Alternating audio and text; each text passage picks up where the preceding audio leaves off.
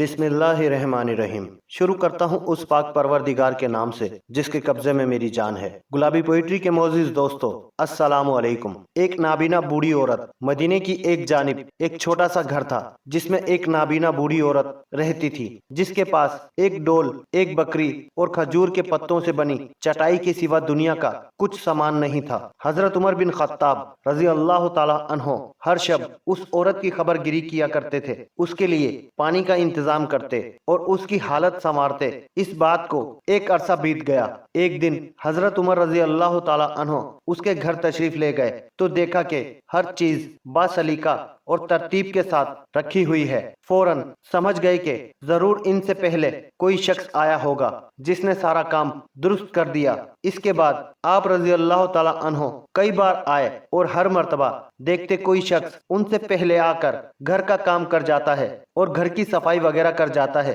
एक दिन हजरत उमर रज़ी अल्लाह ताला अन्हो ये मालूम करने के लिए कि आखिर कौन उनसे पहले आकर सारे काम कर जाता है, घर के करीब किसी कोने में छुप गए। अचानक एक आदमी को घर के करीब आते देखा। उसने दरवाजा खटखटाया, फिर अंदर चला गया। वो अबू बकर सदीक रज़ी अल्लाह ताला अन्हो थे, जो उन दिनों मुसलमानों के खलीफा थे।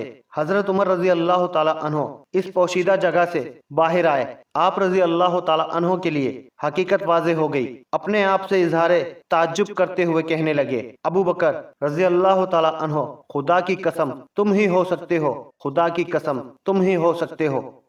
नाजरीन गिरामी, आज की ये वीडियो बस यहीं तक। उम्मीद है ये वीडियो आपको बेहद पसंद आई होगी। वीडियो पसंद आने की सूरत में वीडियो को लाइक और शेयर जरूर कीजिएगा और कमेंट्स बॉक्स में अपनी राय का इजहार भी जरूर कीजिएगा। इसी के साथ आपका दोस्त राना खालिद आपसे इजाजत चाहता है। फिर मिलेंगे किसी नई कहानी के साथ। तब तक के लिए अल्लाह हम सब का हामी और नासिर। अल्लाह हाफिज। अस्सलामु अलैकुम वरहमतुल्लाहि वबरकातुहू।